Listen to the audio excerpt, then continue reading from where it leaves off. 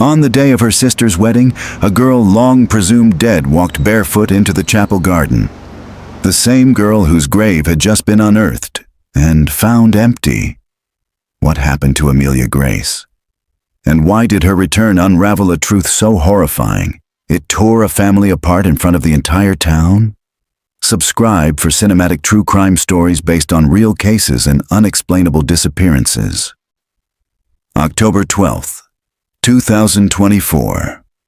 Location: St. Agnes Chapel Cemetery, Southbridge, Indiana. The shovel hit wood with a dull, hollow thud.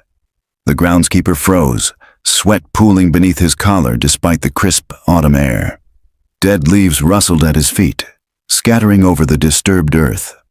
It was supposed to be a routine grave relocation. The diocese was planning to expand the chapel garden, which meant 3 old graves had to be moved. No big deal, just bones and caskets, older than most of the trees. But the name on the marker stopped him cold. Amelia Grace Holloway, 1991 to 2001. A decade gone before her time. And now something was wrong. With gloved hands, he cleared more soil until the coffin lid showed fully, the cherry wood stained dark with age. He steadied himself, bracing for the familiar weight of sorrow as he slowly opened the lid. It was empty. No bones, no shroud, no remnants of a child once mourned. Only a small pink stuffed rabbit lay at the center, faded from time, but intact. Its button eyes stared up at him, silent witnesses to a truth no one had prepared for. Across the churchyard, the sound of wedding bells echoed, clear, innocent. The Holloway family was inside, gathered to watch the eldest daughter, Maren, say her vows. They didn't know her sister's grave had just been found open and hollow. They didn't know she was already here. October 12th, 2024. Location: St. Agnes Chapel, Southbridge, Indiana. The chapel smelled like roses and pine wood polish, and the light pouring through the stained glass windows, through fractured reds and golds across the altar. Maren Holloway stood in the sacristy behind the nave, veil in hand, watching herself in a warped antique mirror. The white fabric framed her face like smoke.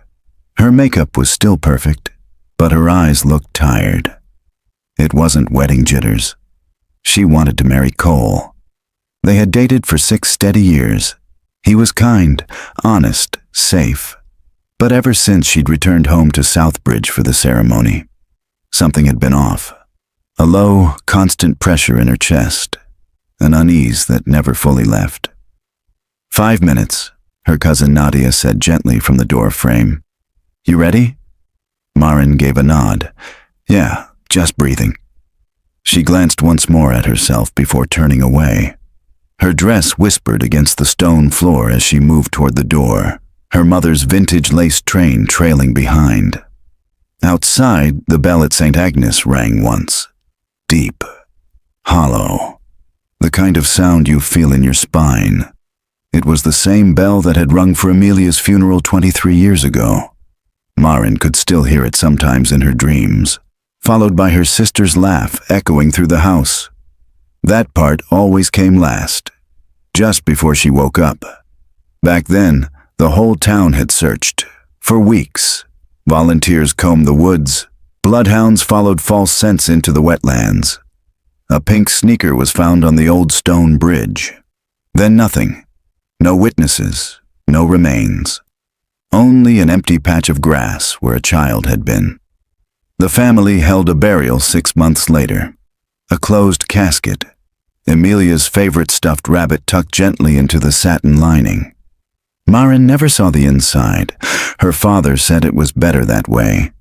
Now, with champagne chilling outside and flowers strung from the pews, the town had gathered again, this time to celebrate.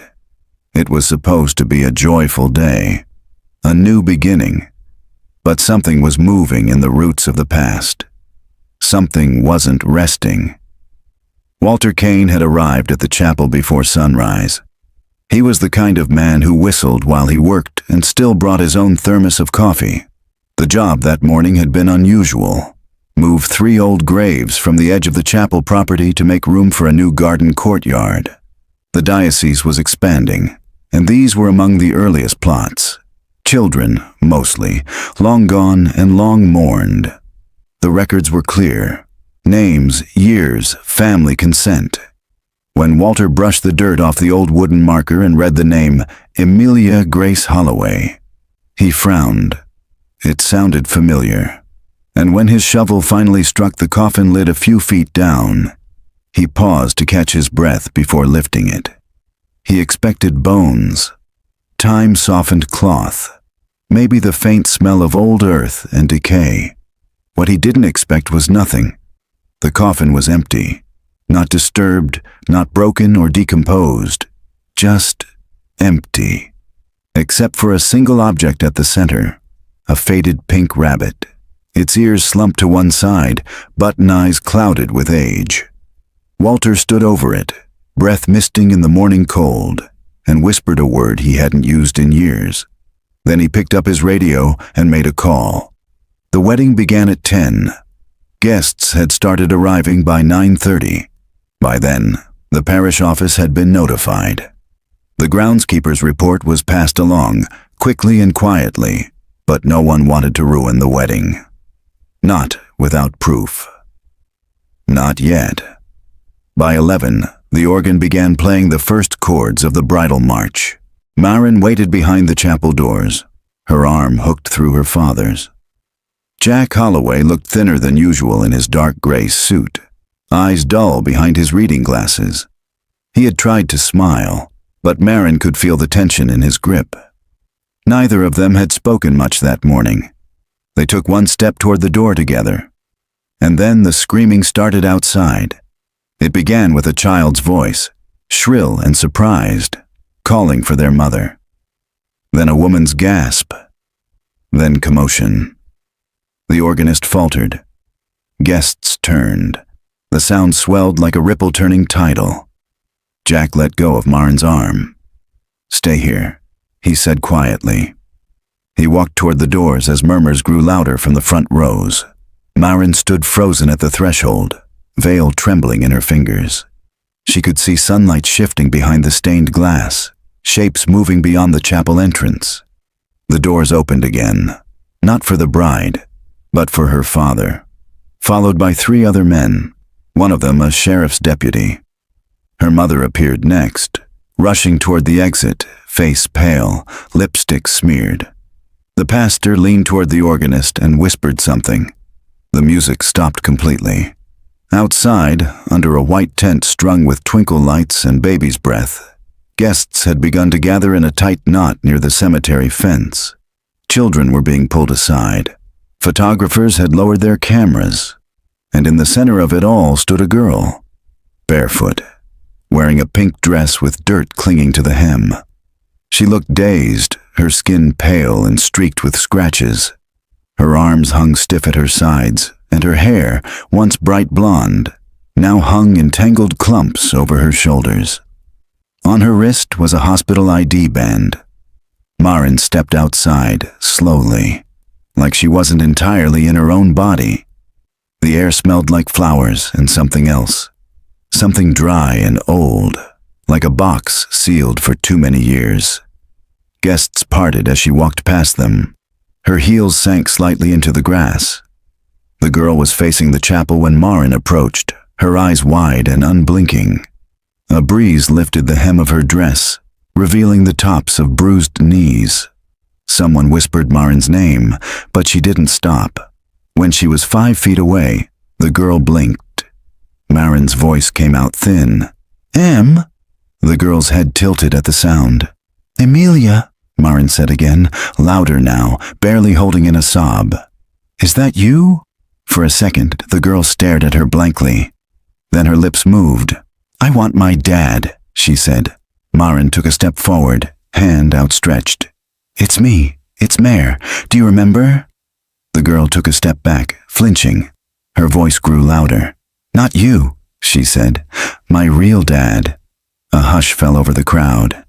Jack Holloway stood frozen behind the fence, his mouth slightly open.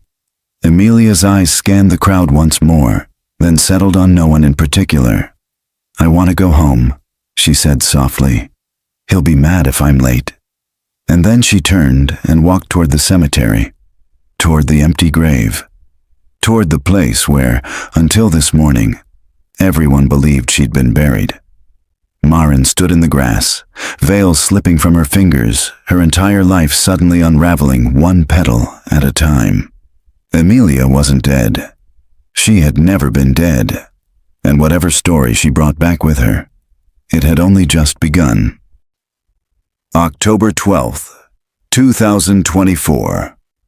Location: Holloway Family Home, Southbridge, Indiana. The wedding was called off before noon. By then, the police had escorted Amelia to Southbridge General for medical evaluation, and a plainclothes detective was already asking questions in the church rectory. The guests drifted away in murmuring clusters, clutching party favors and confusion. No one quite knew what they'd witnessed, only that the bride's long-dead sister had returned wearing the same face, with older eyes. Maren sat on the edge of her childhood bed, still in her wedding gown, the dress bunched around her like a snowdrift. She hadn't spoken since returning from the chapel, hadn't changed, hadn't wept. Her mother had tried to bring her tea, but Maren couldn't lift the cup. Downstairs, voices murmured. Her parents, the detective, someone from Child Protective Services. They'd asked her if she wanted to give a statement. She couldn't speak, couldn't even begin to wrap language around what she'd seen. Amelia, alive. She looked 15, maybe 16, but she'd disappeared at age 10. That was 13 years ago. Her face had changed, but not completely. There were features Maren remembered with painful clarity. The slope of her nose, the freckle under her left eye, the way her bottom lip jutted slightly when she was thinking. But the voice, that was different. Hollow, programmed. She'd said she wanted to go home, but not this home, not their father. Someone else. Upstairs, Maren opened her nightstand drawer and pulled out an old photo album. She flipped past pages of swimming lessons, birthdays, Christmas mornings. There was one picture she couldn't stop staring at. Amelia at age 8, sitting cross-legged in a tent, arms around their golden retriever, Daisy. Her smile was bright, the light in her eyes unmistakable. Today, that light had been missing. Maren touched the photograph, tracing the outline of her sister's hair. She heard a knock on her bedroom door. "Maren?" her mother said softly. "Can I come in?" She nodded, unsure if the gesture was visible. The door creaked open, and Lillian Holloway stepped in with a softness that felt performative. She always approached delicate things the same way, clean, composed, like anything messier than grief in a casserole dish made her recoil. "I know it's a lot," her mother said, sitting on the edge of the bed beside her. Maren didn't answer. "They've confirmed it's her," Lillian continued. "The hospital ran a preliminary DNA swab. It matches." Maren blinked. "What do you mean, matches?" "I mean," Lillian whispered, her voice catching, "it's Amelia. Our Amelia." She reached for her daughter's hand, but Maren didn't move. "They said she's dehydrated, malnourished. Old injuries on her wrists and ankles. Ligature marks, they said. She's got burns on her lower back, and she hasn't had any vaccines since she was 10. Maren finally looked at her. "Where has she been?" Lillian didn't have an answer. That evening, Maren drove alone to the hospital. The chapel had long since gone quiet. Her bouquet was still lying in the grass, crushed under someone's heel. The veil had disappeared. She parked in the back lot under the blue-white glow of floodlights. A nurse checked her ID at the security desk and led her to the secure pediatric wing. "Room 213, the nurse said. "She's awake, but she's skittish." When Maren stepped inside, her breath caught. Amelia was curled up in the corner of the hospital bed, knees drawn to her chest, wearing a cotton gown 2 sizes too large. Her hair had been washed, her hands were bandaged, but her eyes, they looked the same. Maren sat down quietly in the chair by the window. For a long time, neither of them spoke. Finally, Emilia shifted. "You're the girl from the garden." Maren nodded slowly. "You knew me once." The girl tilted her head. "He said everyone was dead, that the sickness took you, that the world was different now." "Who said that?" "My dad." She said it plainly, not like someone naming Jack Holloway, like someone else entirely. Maren swallowed hard. "Where have you been, Em?" There was a long pause. Emilia picked at the edge of the blanket, her fingers twitching. "He called it the shelter. It was underground. We weren't supposed to go outside, not unless it was raining. The rain kept them away. The bad people." Maren leaned forward, pulse racing. "Who's he?" Emilia blinked, as if trying to remember something buried under years of rehearsed stories. "He said my real family gave me away because I was chosen. He said you died first, then Mom, then everyone." She hesitated, then looked straight at Maren. "But that wasn't true, was it?" "No," Maren said, her voice thick. "That wasn't true." Emilia closed her eyes. "He said I had to be ready to have a baby, to start over, to save the world." Maren's hands clenched. "Did he hurt you?" The girl didn't respond. A knock interrupted the silence. A doctor entered the room gently, glancing at Emilia before turning to Maren. "I'm sorry to interrupt, but we need to ask you to step out for a moment. We'll need to begin the full evaluation." Maren stood. She didn't want to leave, but she nodded. Outside in the hallway, she slumped against the wall, breath shallow. The world hadn't ended like Emilia believed, but it had been warped, twisted, shrunk into something dark and narrow. And whatever version of reality Emilia had lived in, someone had built it for her.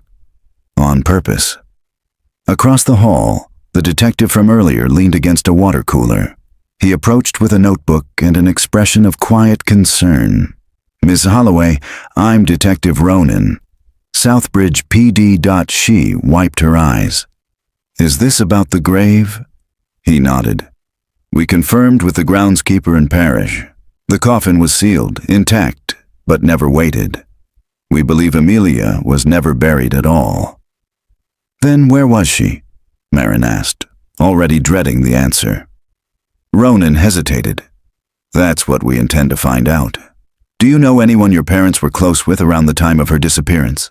Someone who might have had access to the property, or the chapel?" Maren's thoughts whirled. Names from her childhood, old neighbors, Sunday school teachers, construction workers from the chapel expansion. Her eyes flicked toward the hospital room. "She asked for her real dad," Maren said slowly. "But she didn't mean ours." The detective's brow furrowed. Who did she mean? Maren thought back to a man, a figure who loomed in the edges of her childhood memories. Someone always at the church, always smiling, always watching. "Reverend Ellis," she whispered. The detective froze. "That's not a name I've heard in a long time," he said. Maren's stomach dropped, because it wasn't just a name. It was a key, and someone had used it to lock her sister away. October 13th, 2024. Location: Southbridge Police Department, Indiana. Detective Ronan hadn't slept. He'd spent the better part of the night rereading the original case files on Emilia Holloway's disappearance, and what he found left him cold. The report was thin. No official suspects, no physical evidence beyond a discarded shoe, and the witness interviews were vague at best. It was clear from the tone of the original investigators' notes that by the end of 2001, law enforcement had unofficially ruled it a presumed abduction and possible homicide, with no likely chance of recovery. In other words, they had given up. Now Emilia was sitting alive in a hospital room 13 years later. And the man Marin had named, Reverend Calvin Ellis, hadn't even appeared once in the report. That morning, Ronan called in a favor from an old colleague in the Department of Child Services. Within an hour, he had a box of old paper records delivered to his desk, handwritten forms, faded Xerox copies, rosters of church volunteers from the late 90s and early 2000s, and one particular folder marked with a yellow sticky note that read, Ellis, C. Ronan opened it. Calvin Ellis had served as associate pastor at St. Agnes from 1994 to 2002.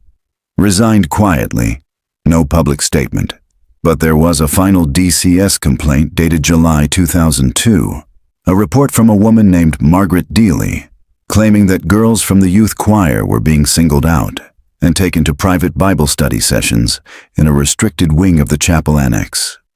The complaint had been closed after Ellis's resignation.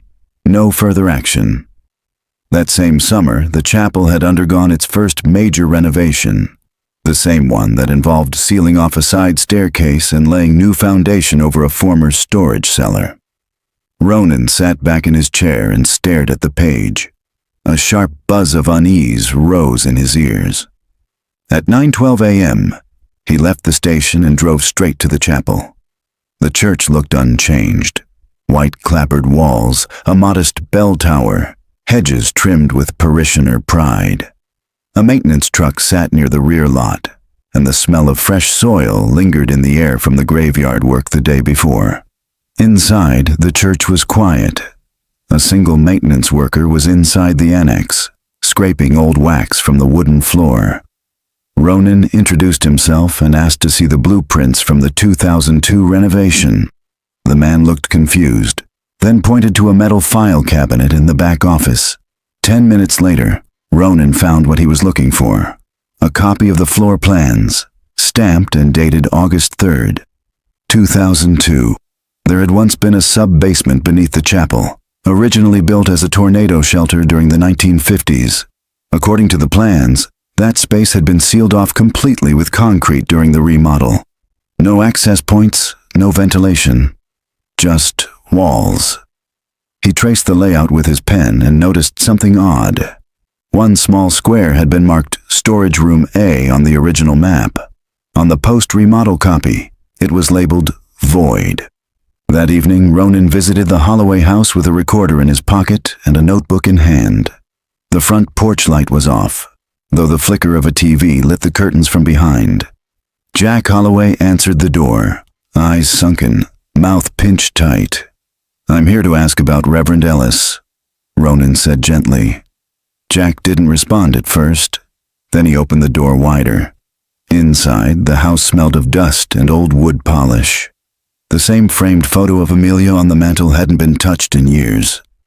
Marin stood up from the living room couch as Ronan entered. Her father sank into a recliner and let out a slow breath. "I haven't heard that name in over 20 years, Jack said. "Why are you asking?" "Because Emilia asked for him," Marin said quietly. "She said he was her real dad." Jack's face twitched, but he said nothing. Ronan kept his voice calm. Did Reverend Ellis spend time alone with Emilia? Bible studies, choir practice, any kind of private instruction? "He was good with kids," Jack said. "Everyone liked him. The church was different back then." "He was kind," Marin added, eyes distant. "Too kind, always lingering. I remember him brushing my hair once during Sunday school. I didn't think anything of it at the time, but it felt wrong. I filed a complaint," Lillian said suddenly from the hallway. She stepped forward, arms crossed over her chest.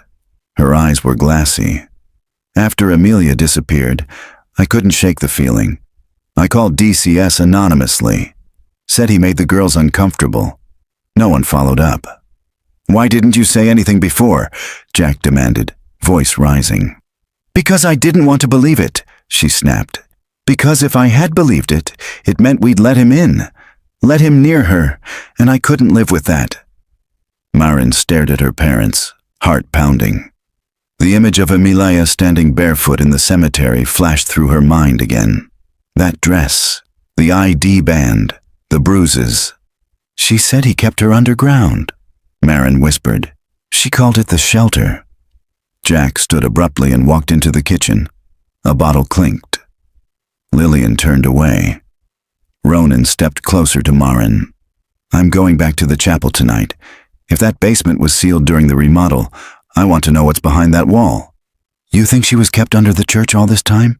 Marin asked, almost afraid of the answer. I think someone wanted her close, Ronan replied, and someone made damn sure no one ever found her. That night, Ronan returned to St. Agnes with a flashlight, a crowbar, and a court-issued warrant for exploratory entry.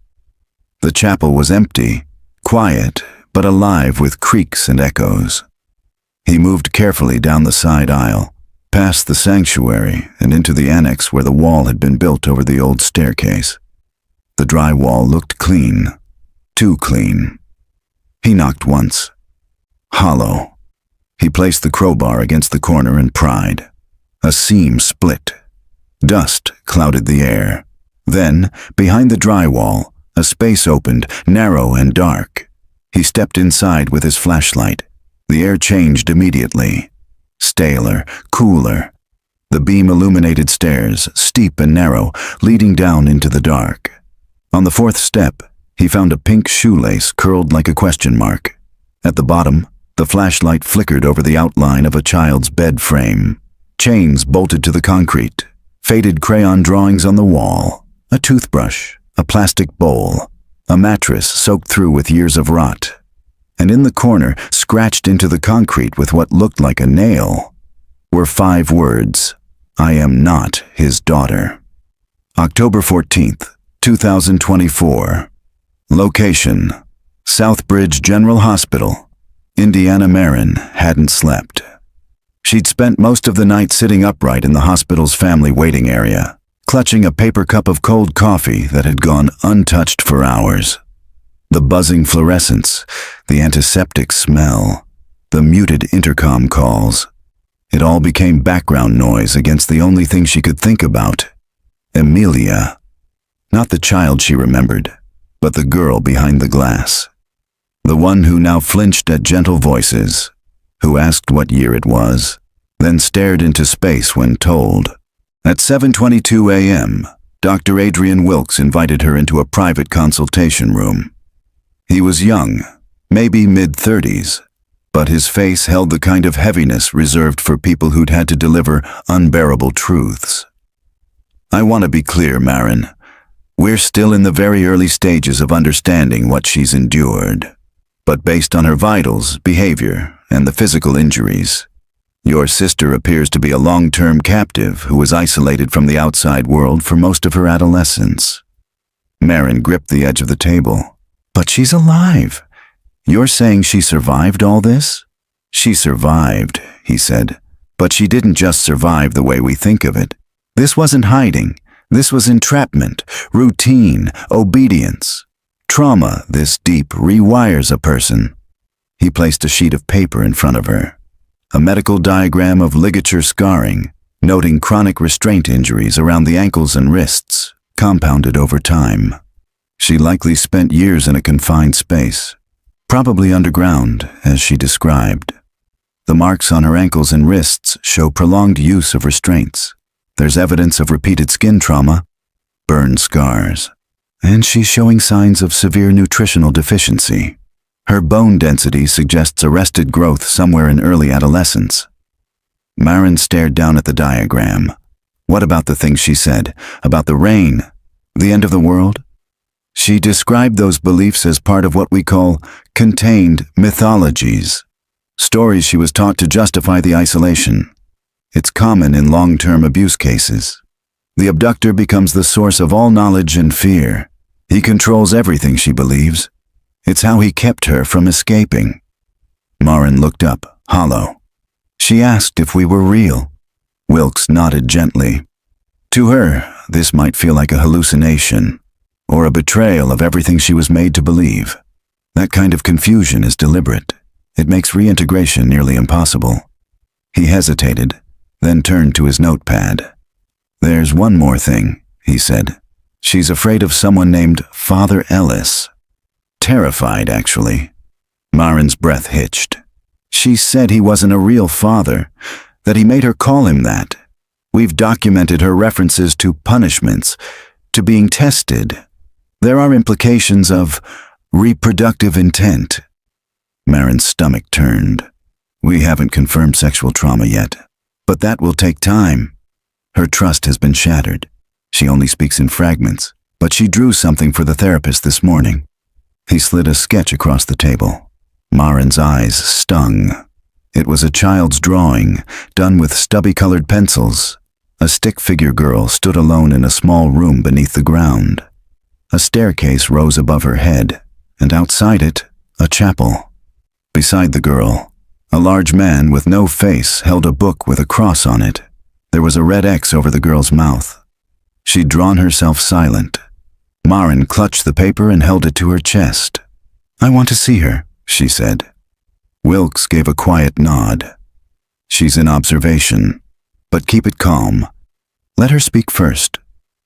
Marin stepped inside room 213 again, this time slower. Amelia sat by the window, gazing at the tree line beyond the parking lot. Her posture was still curled, protective, but her eyes tracked Marin as she entered. "Hi," Marin said gently. No reply. Marin sat in the chair by the bed, leaving space between them.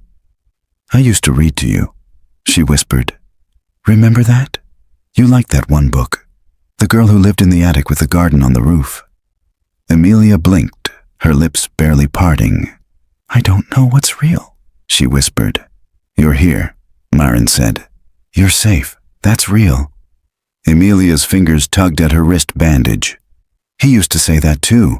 When I cried, he'd say, 'You're safe because I love you.' Then he'd hurt me to prove it." Marin's throat locked. Amelia looked at her. "I didn't believe him, but then I stopped believing anything." "You don't have to anymore," Marin said. "We believe you, and we're going to find out everything." There was a long silence. Then Amelia spoke again. "I wasn't alone." Marin froze. "What do you mean?" "There was another girl. At first, before the rain started, he said she wasn't pure enough. She cried too loud, so he took her away. Then I never saw her again." Marin leaned in, heart racing. "Do you remember her name?" Amelia shook her head slowly. "He called her sister. That's all." Marin reached for Amelia's hand, and this time, she didn't pull away. That evening, Detective Ronan arrived at the hospital with grim news. Forensics had confirmed what he suspected. Human remains had been found in the sealed sub-basement room beneath the chapel, buried in a shallow pit under the mattress. Dental records weren't a match for Amelia. It was someone else. A girl. Estimated age, 11. Time of death, likely 2003. Marin sat with the news in silence. Somewhere in her hometown, another family had buried a child who never died. And someone had taken them both. Not on impulse, but by design. October 15th, 2024. Location, Southbridge Public Records Office. Indiana Detective Ronan stood beneath the flickering fluorescent light of the archives room. His sleeves rolled to the elbow and fingers stained with toner. 3 days into the reactivated case, and the investigation was unraveling like an old quilt, stitched over with half-truths, sealed complaints, and names that no one seemed willing to say aloud. He pulled another cardboard file box from the shelf marked 2000 to 2005, Closed Community Disputes. The Holloway disappearance had always felt wrong to him, even before Amelia reappeared. Too clean, too grieved, too quickly closed. He flipped through the index cards, searching for anything connected to Calvin Ellis. No arrest records, no lawsuits, just church announcements and resignation letters. Then he found a thin manila folder misfiled under E instead of C. Inside, a handwritten letter. "To whom it may concern, I am writing this in the event I am no longer able to speak freely. There is something wrong at St. Agnes. The basement rooms are not what they seem. Reverend Ellis asks for keys no one else has. Girls are left alone with him for hours. I've seen bruises, but they all deny it. I believe he has built something underground. I hear humming through the floor. I've spoken to Mother Lillian about it, but she told me to pray harder and not be deceived. I am scared. I am not crazy. If I disappear, it was him. Margaret Deely, August 2002. Ronan exhaled, heart beating in his ears. The letter had never been formally submitted to police. It had remained in the archives, unscanned, unread, unacknowledged. Margaret Deely had died in 2005. Cancer. Her name never once appeared in the Holloway file. The silence around Reverend Ellis was beginning to feel less like negligence and more like protection. By noon, Ronan had traced Ellis's last known address to a retirement compound 20 miles outside of Bloomington, not affiliated with the church but owned by a private foundation. Records showed he'd been living there for 8 years under his full name, in quiet, uninterrupted comfort. Ronan made the drive in silence, highway ribboning through yellow fields and skeletal trees. Autumn had arrived hard in Indiana, the kind that smelled like wood smoke and endings. The retirement home was quiet, nestled behind a winding gravel path and a rusting white gate. A young nurse met him in the lobby and confirmed Reverend Ellis's residency. "He doesn't get many visitors," she said, "but he's lucid, most days." The room was on the second floor, corner unit. Ronan knocked once, then entered. The man inside was older than the photographs, thinner, sunken in the face, his clerical collar replaced by a wool cardigan and neatly folded hands. But the eyes were the same, pale, sharp, and alert. He looked up slowly. "Detective," Ellis said calmly. "I wondered how long it would take." Ronan didn't respond. He sat opposite the old man, keeping the recorder off. For now. "I assume this is about Amelia Holloway," Ellis continued, "and the chapel." "You know she's alive," Ronan said. "I figured when the earth opened. What did you do to her?" Ellis smiled faintly. "What was permitted?" That word struck like ice. "Permitted by who?" Ellis leaned back in his chair. "By heaven. By order. By the shape of things as they are, not as people wish them to be. Do you know what St. Agnes was before it was a church, Detective? I know what you turned it into." Ellis's smile vanished. "I saved her," he said. "I spared her from the world. She was chosen, not like the others. Not like Anna." Ronan's jaw clenched. "Who was Anna?" Ellis stared at the window. "She failed the quiet test. She wasn't pure enough. Her spirit leaked out, even in the dark. You buried her. I released her." Ronan turned on the recorder. "You're admitting you killed a child." "I'm saying she returned to light." "And what about Amelia?" Ellis looked at him directly, and for the first time, his voice lowered to something sharper. "You don't pull someone from God's hand without consequence. You think she'll ever belong to your world now? She was made for stillness. You've broken her." "She's not broken," Ronan said. "She's free." "No," Ellis said. "She's loose." That night Ronan sat alone at his kitchen table, replaying the recording. The man wasn't senile. He wasn't delusional.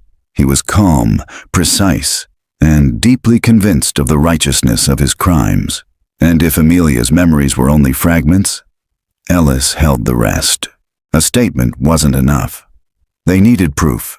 Physical, provable, unignorable. He picked up the phone and dialed Marin. "We need to find what he was building," he said.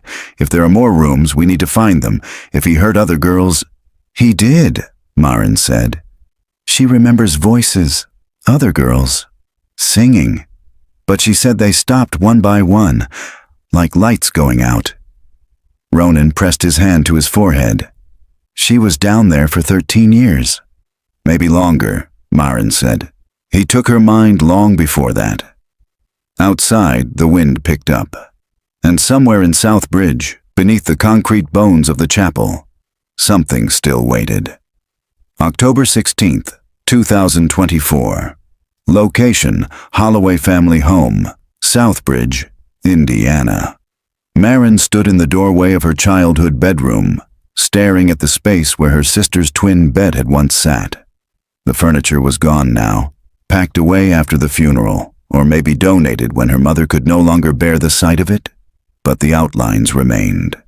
The faded rectangle on the floor, the small indention in the wall where Amelia had once taped a glow in the dark moon. Maren had come back not for comfort, but for answers. Something had been wrong long before Amelia vanished.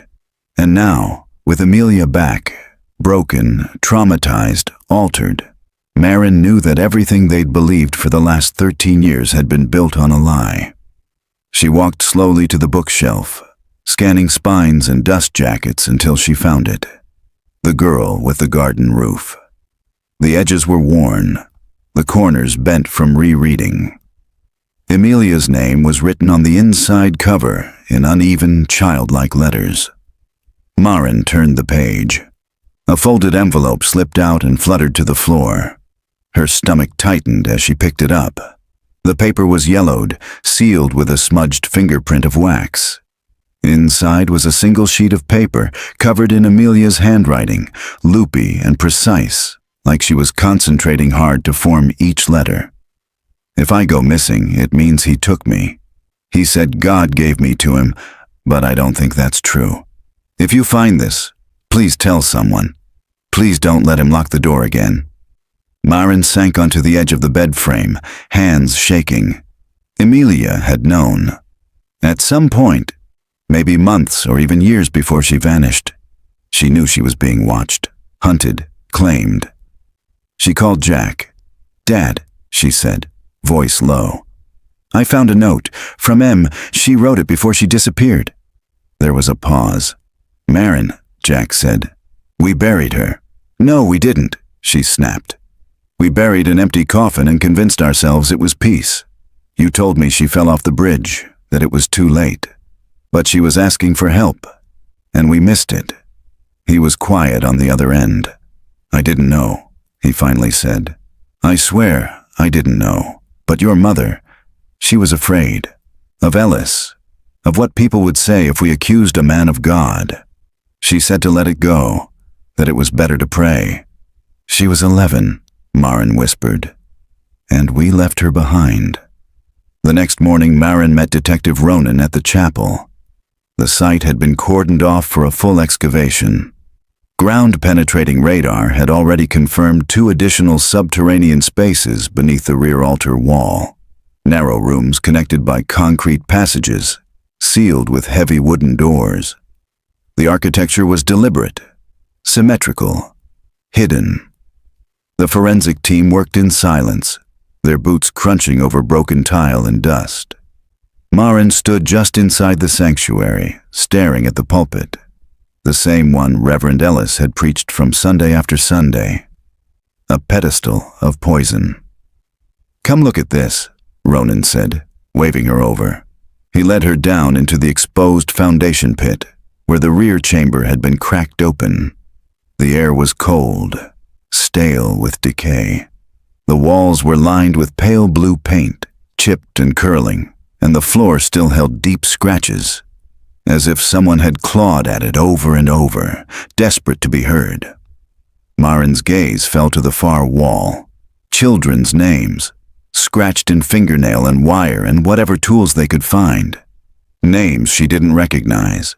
Names that had never been on the missing persons lists.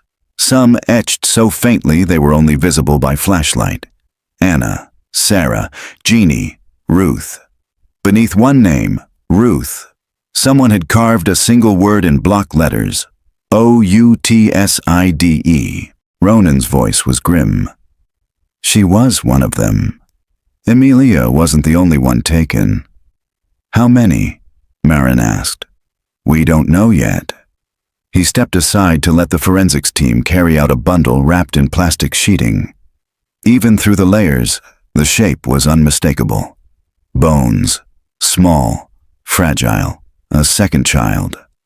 Ronan ran a hand down his face. The man built a tomb under the altar and called it sanctuary. Later that afternoon, back at the hospital, Amelia refused to speak for hours. She sat in silence, curled in a corner, her eyes vacant and her lips barely parted. Then, as Maren gently combed her hair, she whispered something. "I used to listen to your voice when I couldn't sleep." Maren froze. "You could hear me?"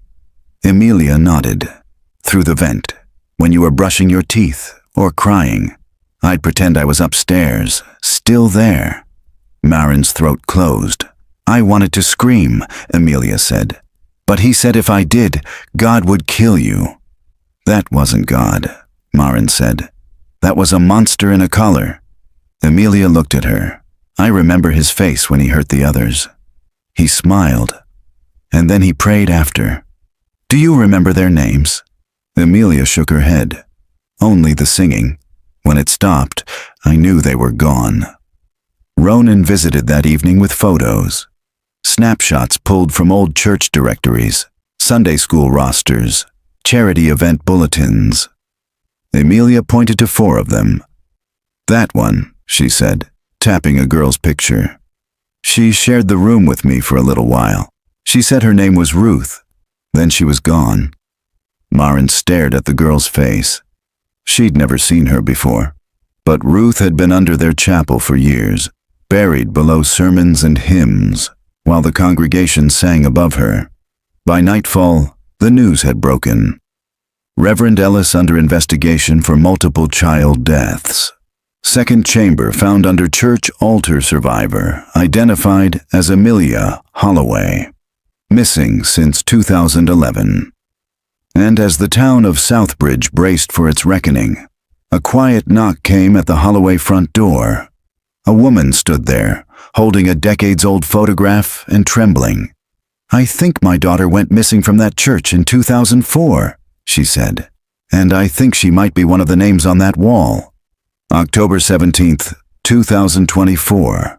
Location: Holloway Family Home, Southbridge, Indiana.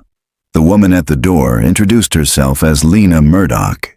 She was in her 50s, wearing an old maroon cardigan and holding her purse like a shield. Her hands trembled when she offered the photo. A Polaroid from 2 decades ago, the image slightly sun-faded but unmistakable. A smiling girl, maybe 10 years old, with thick dark braids and a missing front tooth. "That's Ruth," she said. "Ruthie Ann Murdoch. She disappeared after a Sunday service in 2004. They told me she ran away, but I never believed it." Maren took the photo slowly, her heart constricting. Ruth. The name carved into the wall. The name Amelia remembered. "We didn't have much," Lena said. "I was cleaning houses. I couldn't come to church every week, but Ruthie loved it there. She said Reverend Ellis let her help in the kitchen, that he read her special stories after class." She lowered her eyes. "They told me I was a bad mother, that I probably scared her off. CPS opened a file but closed it a month later. Said she was a chronic runaway. No press, no follow-up." Ronan arrived 20 minutes later and took Lena's statement himself. Amelia was brought in under light sedation to see the photo. "That's her," Amelia whispered. "She gave me the ribbon from her hair." That ribbon had been recovered days earlier, twisted beneath a floorboard in the sealed chamber. Lena cried quietly into her hands as Ronan knelt beside her and said the words no mother should ever have to hear. "We believe your daughter's remains have been found." The ME would confirm it later that week through dental records. Ruth had been buried in a linen shift, hands crossed at her chest. A verse from Psalms pinned to her collar. The story exploded across state lines. At least 2 child victims linked to Reverend Calvin Ellis. Southbridge Chapel hid multiple secret rooms. I heard them singing. Survivor breaks silence. As reporters gathered outside the chapel ruins and network vans parked on Main Street, the town divided like a cracked mirror. Half the residents demanded justice. The other half demanded silence. Old loyalties surfaced. So did old fears. Jack Holloway stayed inside, pacing the living room with his tie half loosened. He watched the press conference from the corner of the room, his jaw tight as Maren stood beside Amelia, now wrapped in a soft green sweater, her eyes still wary under the fluorescent lights. "Do you think it'll help her?" he asked Maren after the cameras shut off. "She doesn't care about the cameras," she said. "She cares about the truth." "What about our truth?" he asked. "That we didn't protect her. That we failed. We still have time to do something right." That night, Amelia asked Maren to sit with her in the bedroom again, the one she used to sleep in. It was almost bare now. No dolls, no posters, just a lamp and a folded blanket at the foot of the bed. "I remember the first time he said I was chosen," Amelia said. "He brought me down through the storm doors behind the chapel. He said I was special, that the other girls weren't ready." Maren sat beside her, listening. "He said we had to be cleansed of the world, that if we stayed pure long enough, the world would reset, that the flood would come, that only the chapel would survive." Amelia picked at a thread on her sleeve. "And when it didn't happen, he said we weren't praying hard enough, that someone was still impure." Maren felt a chill run through her. "Did he say who?" Amelia didn't answer at first. Then she whispered, "Anna, the first girl?" Amelia nodded. "He told me to hold her down." Maren looked at her horrified. "You were a child. He said if I didn't, he'd lock me under the altar forever. Where the shadows go." I believed him. Maren reached over and gently placed a hand on Amelia's. "You did what you had to do to survive." Amelia looked at her with haunted eyes. "But she didn't." The next morning, Ronan called with another discovery. Behind a sealed wall in the western subchamber, forensics had uncovered a crate full of video cassettes, all meticulously labeled in Reverend Ellis's handwriting. Dates, names, sermon titles, but not all of them were religious. One label simply read, "Purity Test. Ruth/Anna/E. Holloway." The tapes were turned over to the FBI for digital restoration. Only one had been viewed so far, a degraded recording from 2009, showing a candlelit room, a metal chair, and a trembling girl reciting verses through tears. It was Amelia, and it was proof, not just of captivity, but of psychological torture, ritualized punishment, rehearsed indoctrination. Ronan didn't let Maren see it. "There's nothing on that tape you need to see," he told her. "Just know this." She wasn't lying, and she wasn't alone. Ellis had been moved to federal custody by then, awaiting charges ranging from multiple counts of kidnapping and child homicide to unlawful imprisonment, sexual assault, and obstruction of justice. His public defender attempted to argue senility, but his writings, discovered in the chapel's hidden office, told another story. Carefully transcribed journals described the chosen room, descriptions of the tests, of the silencing process, of ritual dormancy. Dozens of entries referring to the girls as vessels. One entry stood out, March 17th, 2008. "The last girl cries too much. I fear she will spoil the promise. I must send her to Ruth. If the Holloway child is to survive, she must be made silent again. Only then can the rain come. Only then can we be made clean." The rain never came, but the reckoning had. October 18th, 2024. Location, Southbridge Police Department. Indiana Detective Ronan stood in the observation room, staring through the two-way glass at the man seated in interview room 2. Reverend Calvin Ellis looked smaller now, not just older, but diminished. His wrists were cuffed loosely in front of him, his eyes fixed on the floor, unmoved by the gravity of what had just been read to him. 6 names, 6 confirmed children, 1 survivor, and a vault of recorded evidence he had labeled and stored like trophies. Across the glass, Ada Lindsay Merrow reviewed her notes. "He still won't speak," Not to me, not to the bureau, not even to the psychologist. It's like he's waiting for something. Waiting for what? Ronan asked. She didn't answer. She didn't have to. Ellis had never done anything impulsively. Every inch of the chapel, every passage and trap door, every journal entry, it had all been part of something much larger. A plan, a doctrine, a sickness dressed as scripture. Marin watched from the hallway as they transferred Ellis to holding. He didn't flinch when he passed her. Didn't look up. Just kept walking in slow, deliberate steps like he was still descending into some imagined underground chapel only he could see. "Do you think he regrets it?" she asked Ronan quietly after. "No," he said. "I think he's proud." Later that afternoon, Emilia agreed to sit with a forensic sketch artist. The session took over 3 hours. She described the hidden rooms, the blankets, the lighting, the markings on the walls. But what stopped the artist cold was her description of the second adult. "He wasn't there all the time," Emilia said, "but sometimes he brought food or books. He called me Angel. He wore gloves and didn't talk much, but he knew. He helped him." Ronan leaned in. "Do you remember what he looked like?" "Beard, gray on the sides, limp in his left leg. He smelled like paint thinner." That detail changed everything.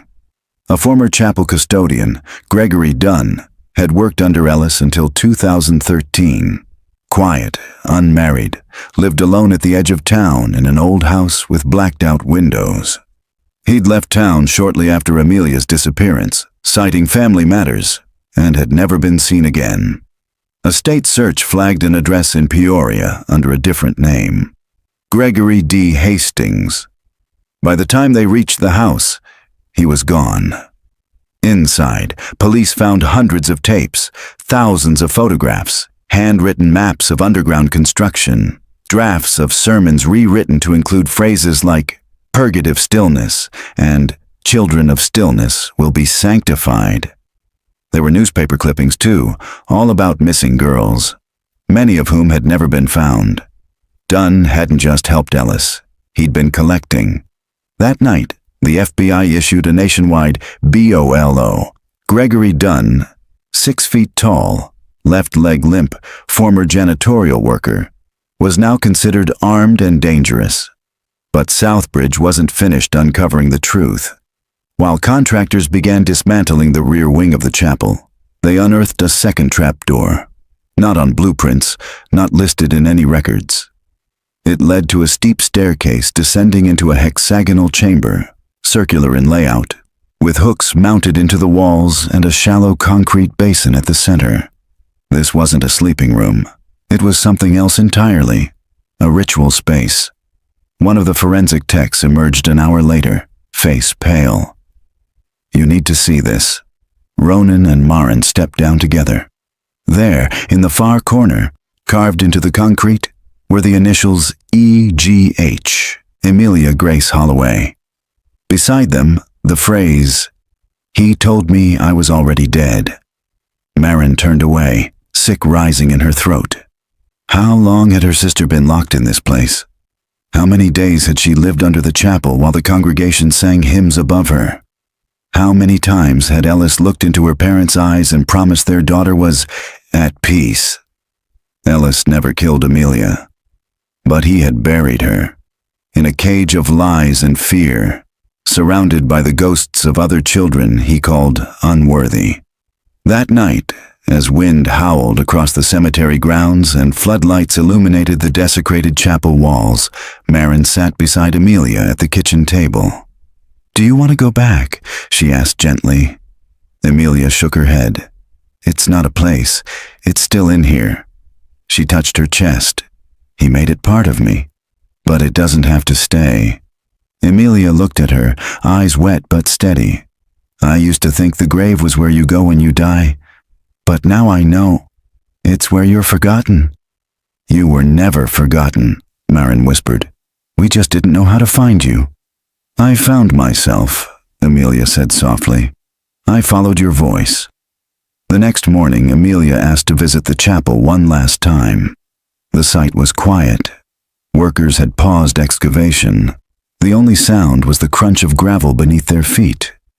Amelia knelt beside the broken foundation wall, placed a single pressed flower into the dirt, and whispered a name. Anna. Then another. Ruth. Then, for a long while, nothing. She didn't cry. She didn't scream. She just stood, shoulders straight, eyes closed, letting the wind pass through her like a blessing. October 21st, 2024. Location: Southbridge Cemetery, Indiana. The funeral was quiet. They buried what remained of Ruth Murdoch in a white coffin no larger than a suitcase. The grave lay just a few rows down from the Holloway family plot, an unspoken acknowledgement of how closely the two families had always been tied, even when they hadn't known it. Lena Murdoch stood with one hand on the casket, the other gripping a rosary. Maren watched from a respectful distance. Amelia sat beside her, pale in the autumn light, her fingers wrapped tightly around a ribbon of lavender cloth. Ruth's, recovered from the underground chamber. I don't remember the last thing I said to her, Amelia whispered, but I think it was thank you. She heard it, Maren said. Some part of her did. Lena approached them after the burial, her eyes rimmed red but calm. She looked at Amelia like she was trying to memorize her. Thank you, she said, for not letting her disappear twice. Amelia nodded. She saved me first. By the time they returned home, news vans had begun to pack up. The story was already fading from the headlines, making way for newer horrors, fresher faces. But Southbridge wasn't healing. Not yet. The town had turned quiet in the wake of the discovery, like someone had ripped the wallpaper off the walls and exposed rot underneath. Ronan called that evening. Another name from the wall had been identified, Jeannie Turnstall, reported missing in 1999. Her file had been archived, her photo never digitized. Only a grainy yearbook image had survived. She was 8, Ronan said. Ellis called her the Listener. That's what he wrote in the journal. Said she had ears like the Lord. The forensic team had matched a bone fragment from beneath the third sealed chamber to Jeannie's dental pattern. 3 children, 3 families, 1 survivor. Amelia stopped sleeping through the night. Maren would find her awake on the couch, staring at the darkened TV screen, or walking barefoot through the hallway as if retracing the old floor plan of the chapel. She doesn't belong here anymore, Jack said quietly one morning. This house is a museum of her worst memories. She needs time, Maren replied. She needs to start again. But Maren wasn't sure how Amelia could. How do you rebuild yourself after years of silence? How do you learn to exist in the world when you were taught your very breath was a sin? That afternoon, a letter arrived at the police station. No return address. Postmarked from a small town just north of the state line. Inside was a single photograph. It showed a girl sitting on a cot in what looked like a basement, a cement wall behind her, a small cross hanging crookedly above her head. On the back, someone had scrawled, "She was still breathing when I left her." The girl in the photo wasn't Ruth, or Jeannie, or Amelia. Her name was unknown. And the basement wall behind her, it didn't match anything in the chapel. Dunn had built more than one room. Ronan called Maren immediately. She came to the station and studied the photo for nearly 10 minutes, trying to suppress the dread in her gut. "I think he's sending these to taunt us," she said. "Or to be found," Ronan said. "There's a pattern." He spread the maps across the table. Locations Ellis and Dunn had traveled for mission work. Towns with missing girls. Places with small chapels or abandoned buildings.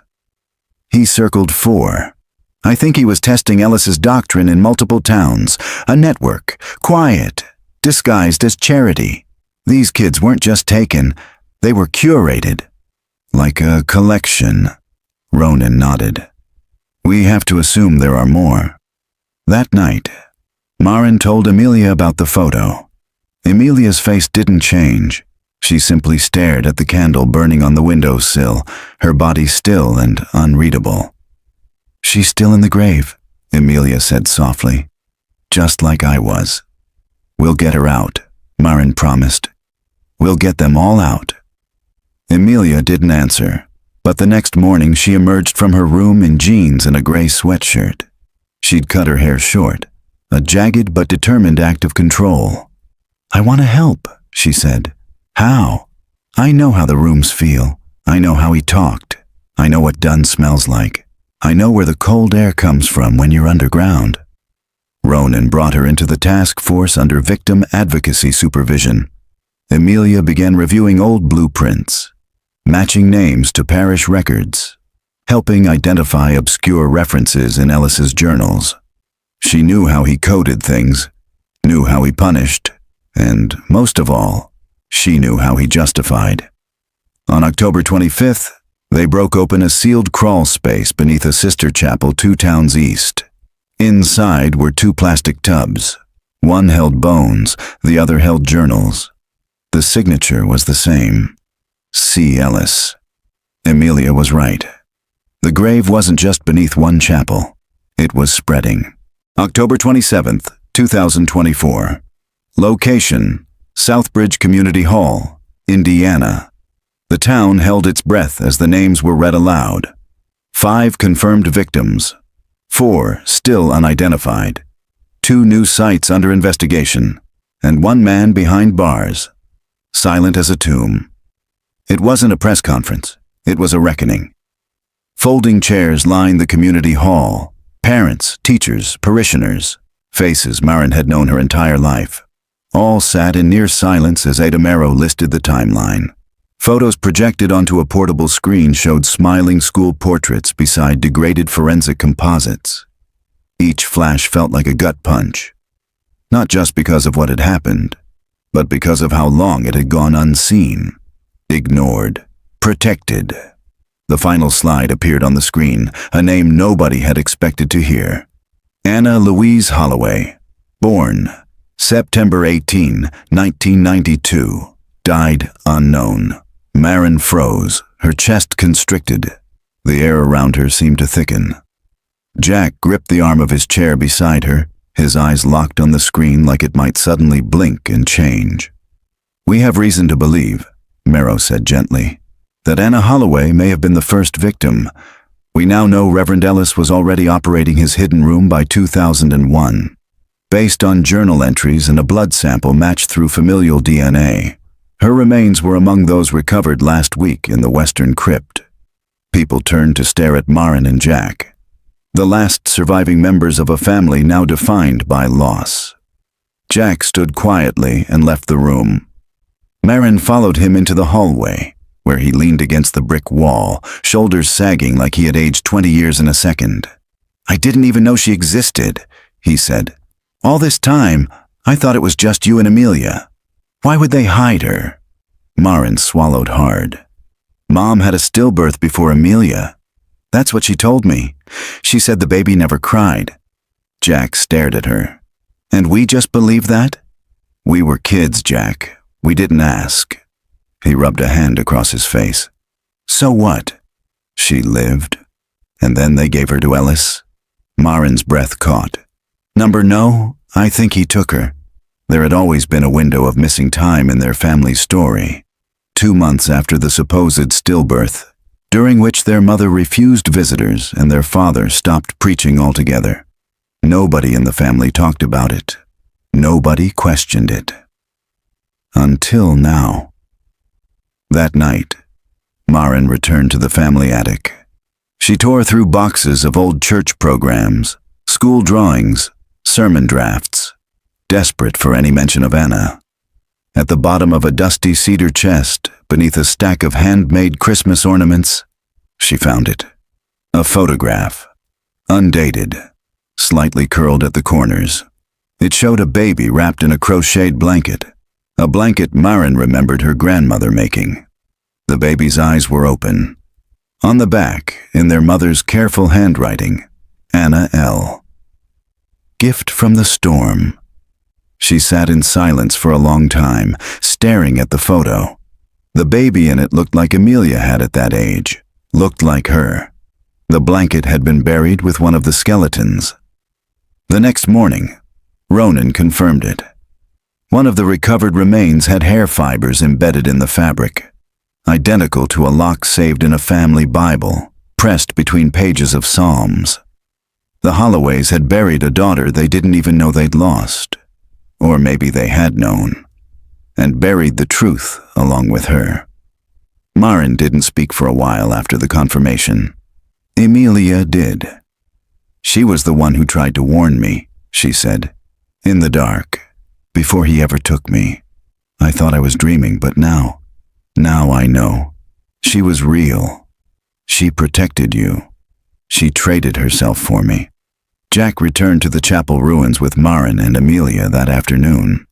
The state had begun leveling the final walls, but the site still felt like sacred ground. Broken, yes, but holy in the way that only truth can be. Maren walked slowly toward the overgrown back edge of the property, where the foundation gave way to a narrow path flanked by scrub oak. It led to the outer fence line, and a lone gravestone she had never noticed before. It wasn't carved, just a concrete slab with a single word painted in faded white. Lamb. I think that's where he buried her first, Amelia whispered. No name, no date, just the word Ellis used for every girl he broke.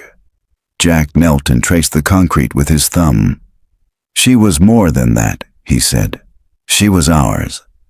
They decided to exhume what remained and bury her in the Holloway plot beside Ruth. Together, properly.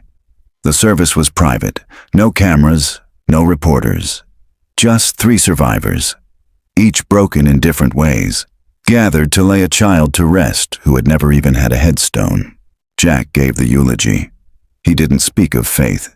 He spoke of silence, of the sin of looking away, of the cost of blind devotion and unchecked trust.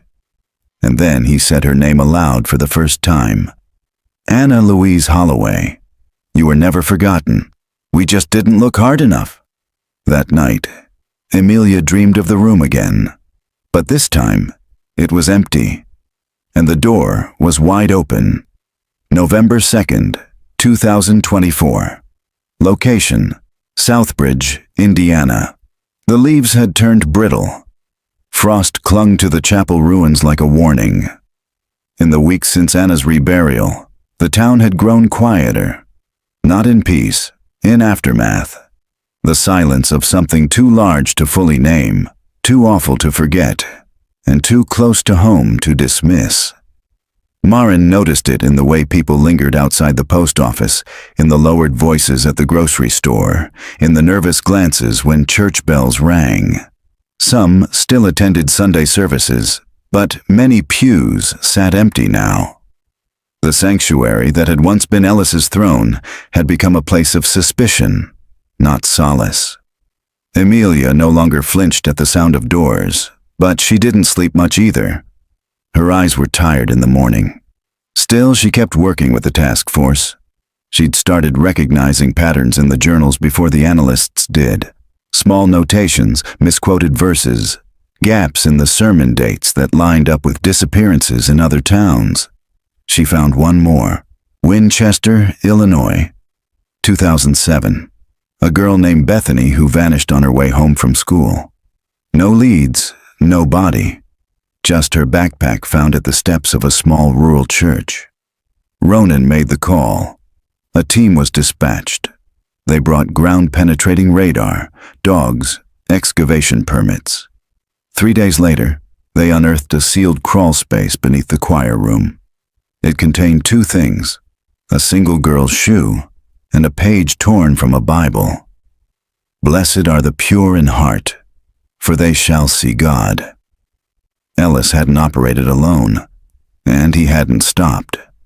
Back in Southbridge, Maren sifted through what remained of her parents' records. Old notebooks, archived sermons, a worn hymnal. She was looking for signs they'd known about Anna, or worse, had suspected what Ellis was doing and stayed silent. What she found was worse in its ambiguity. Pages torn out, letters scribbled but never sent, a checkbook entry labeled simply "Special Offering, August 1994." No explanation. She brought it to Ronan. "You think they were paying him?" he asked, frowning.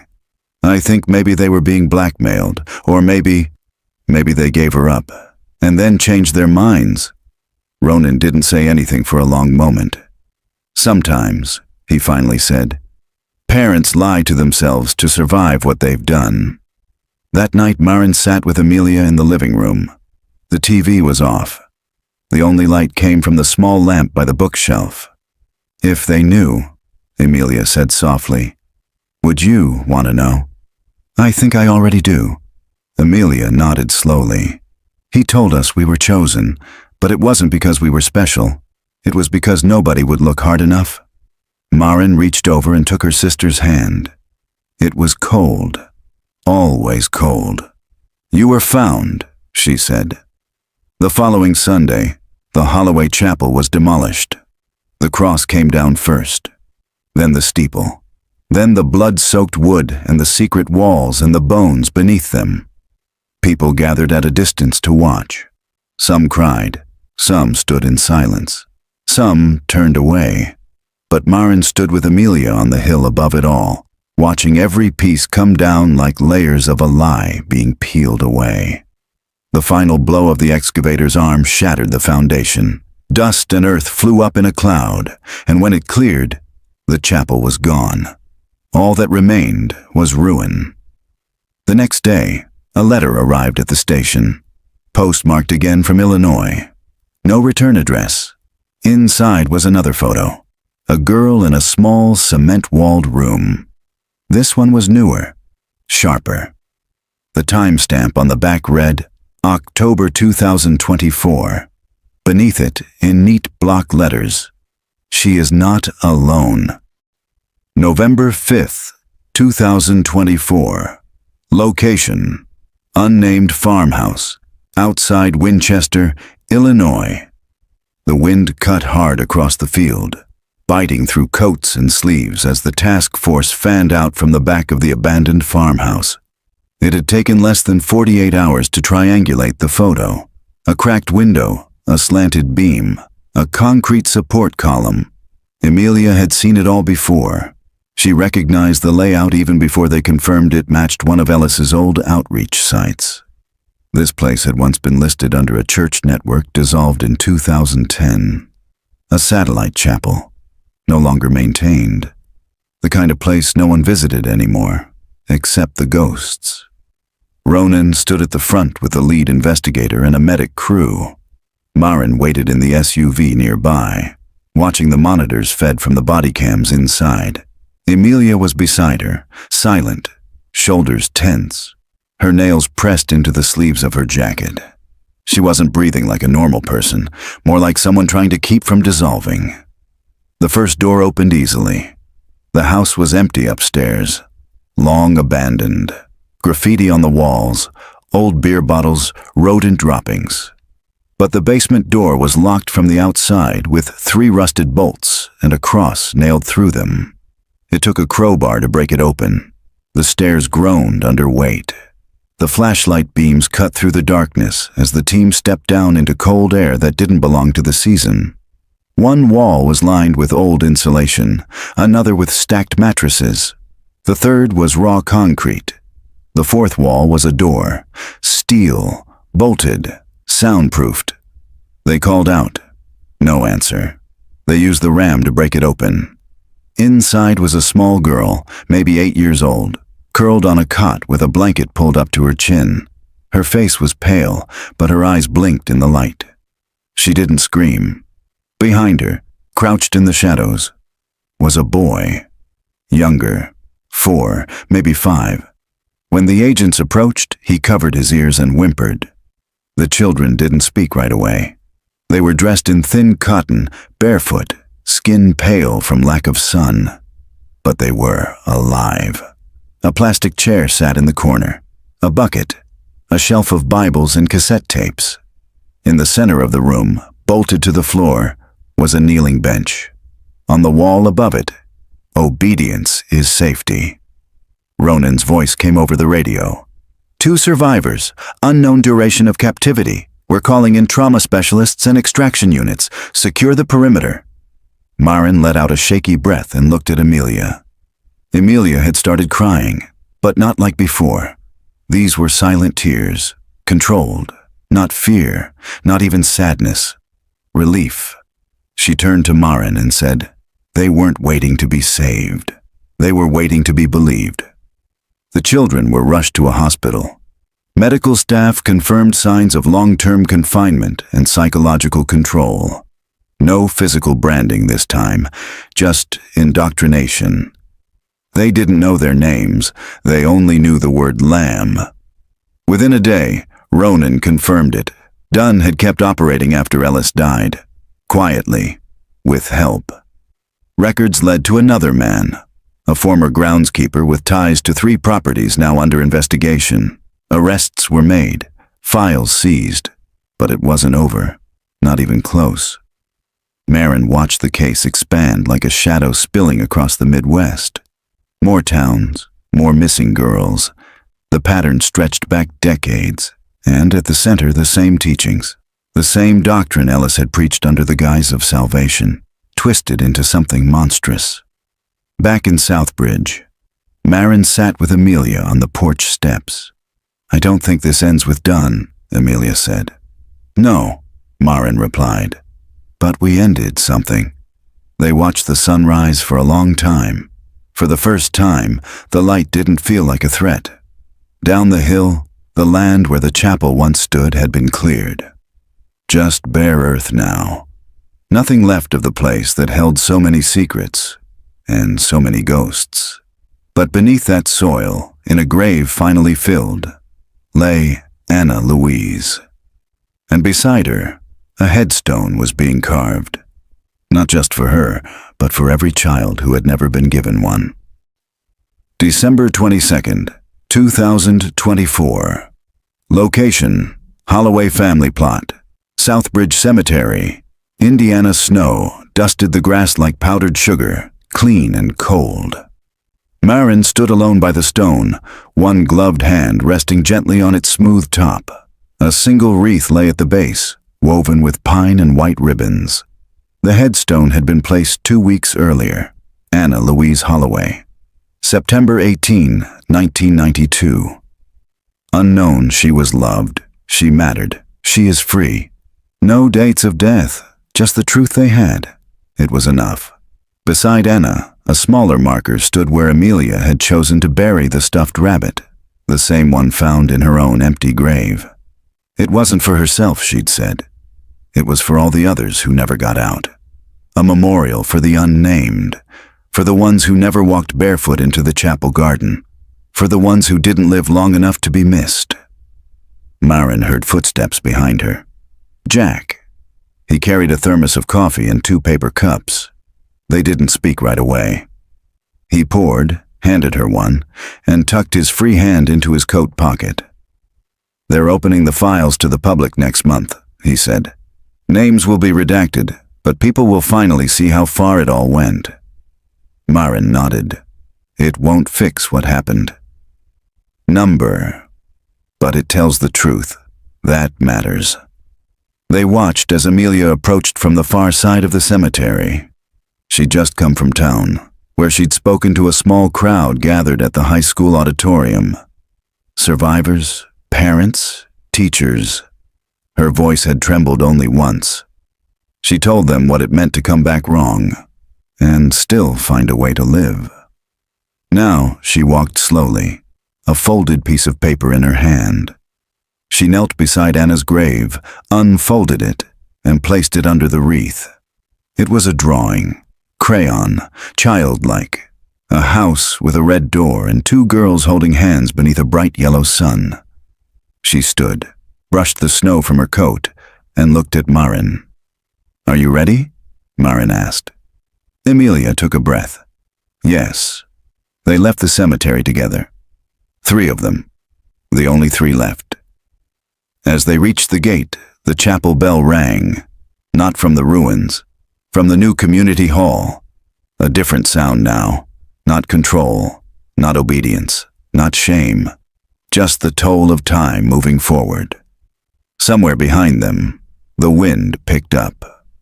But it didn't feel like winter anymore. It felt like release. Like the ground was no longer hiding anything. And neither were they.